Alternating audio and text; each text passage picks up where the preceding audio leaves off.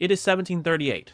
A British sea captain walks into the House of Commons and reportedly pulls out a jar containing his own severed ear, preserved in alcohol. He's told Parliament that 7 years earlier, Spanish coast guards had sliced it off, handed it back to him, and told him to take it to King George as a warning. Within a year, Britain and Spain are at war. A war that would last nearly a decade, a war that would kill tens of thousands, a war that would involve naval battles across the Caribbean, sieges of colonial fortresses, and tropical diseases that decimated entire fleets. And all allegedly because of one man's ear. This is the War of Jenkins Ear, a war you probably haven't heard of. And yes, that is its actual historic name. Alright, let's go back. 1731 April, Caribbean Sea, off of the coast of Cuba. A British merchant ship called the Rebecca is making its way through Spanish-controlled waters. The captain is Robert Jenkins, a merchant seaman doing what British merchants in the Caribbean did best. They're trading, officially, but they're probably also smuggling, because in 1731, the Caribbean was a battleground of economic empires, where Britain and Spain are locked in a ruthless competition over trade routes, slaves, sugar, silver, you name it. Spain is controlling vast colonies in the Americas and enforces a strict trade monopoly. So if you wanted to do business in Spanish territory, you went through Spain. Period. They had the Coast Guard vessels, the guardacostas, patrolling constantly, boarding foreign ships, searching for contraband, and seizing anything that violated Spanish law. Britain, on the other hand, had been granted limited trading rights through the 1713 Treaty of Utrecht, specifically the Asiento Contract, which allowed British merchants to sell enslaved people and limited goods in Spanish colonies. But British merchants wanted more. Oh, much more. So they smuggled, constantly. And it was probably the same on the other side. So into this tense situation sails Captain Jenkins, the intrepid hero. Now, according to his account, the Spanish sloop La Isabela, commanded by Julio Leon Fandino, was intercepted the Rebecca. The Spanish boarded, searching for contraband, and then things got violent. Jenkins later testifies that Fandino accused him of smuggling, strung him up by the neck 3 times, and then in a fit of rage drew a cutlass and sliced off Jenkins' ear. Some accounts say the ear was slit down, others say it was completely severed. What is consistent, however, is that Fandino supposedly handed the bloody ear back to Jenkins and said, "Go and tell your king that I will do the same if he dares to do the same." It was a direct threat to King George II himself. So Jenkins somehow managed to sail back to England, reportedly navigating by the stars after the Spanish destroyed his instruments, and he filed a formal complaint. Contemporary newspapers covered it.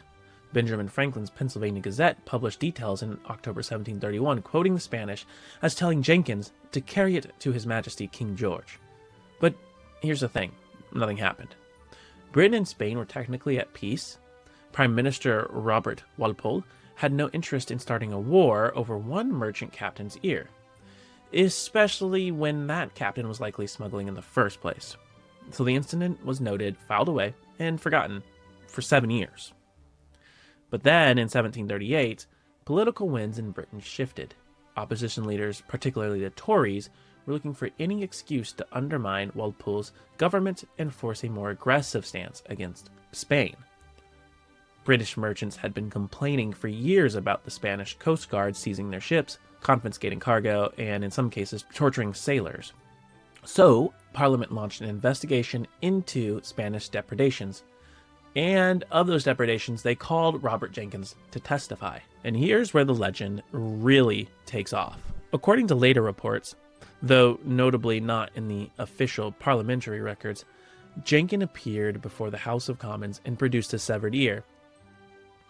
Some versions say it was preserved in a jar of alcohol. The story spread like wildfire. Anti-Spanish sentiment exploded. Satirical cartoons depicting the incident. The public was just outraged. The press demanded action. They cut off a British subject's ear and threatened the king. Are we going to just accept that? Walpole, a pragmatist who understood the real motivations were economic and that war would be expensive and messy, tried to negotiate. He did this at the Convention of Pardo in 1739 and attempted to resolve the trade disputes peacefully, and it failed. Both sides violated it almost immediately. October 1739, Britain declared war on Spain, and thus began the War of Jenkins Ear. The name itself is remarkable because most wars are named after locations or monarchs or ideological causes. This one's just named after some man's body part. So the war started with British success. Admiral Edward Vernon led a fleet to attack the Spanish port of Portobello in Panama. He captured it in November of 1739 with little casualties, and to which Britain celebrated wildly. Church bells rang throughout the country. Vernon became a national hero.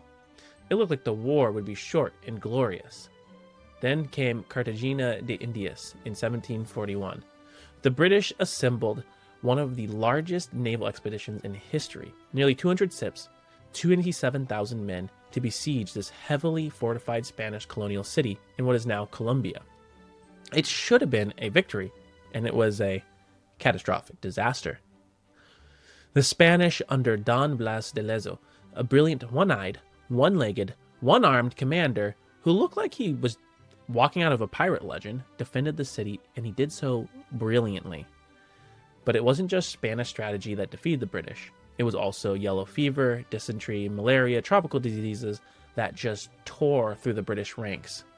Inadequate supplies, poor logistics, lack of coordination between naval and ground groups. The siege lasted 2 months. The British lost somewhere between 18,000 and 20,000 men, and a lot of them from disease, not just combat. They were forced to withdraw in humiliation. It was one of the worst British defeats in history. Yet, it's barely remembered today because the British absolutely do not want to talk about it. The war dragged on through the early 1740s with raids, counter-raids, so on and so forth. Then it went across the Caribbean and all the way to the American Southeast, where Spanish forces even invaded Georgia in 1742, but were repulsed. Now, as an aside, it would be interesting to go to Georgia and see if we can find anything from that. But then the war merged into something much bigger, the War of Austrian Succession, which became a massive European conflict that pulled in France, Prussia, Austria, and other powers. The colonial fighting between Britain and Spain became a sideshow to the larger continental struggle.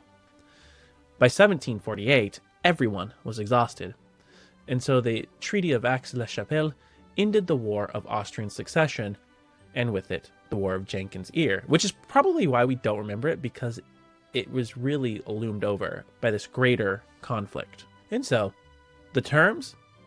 Essentially, that everything reverted to how it was before the war. There is no territorial changes, no resolutions of trade, no resolution of the disputes that had caused it in the first place. So we just have tens of thousands dead, fortunes spent, a fleet destroyed, a man without an ear, all for nothing. So, if you loved this tale of absurd wars and petty grudges escalating into disasters, please hit that like button and subscribe for more stories.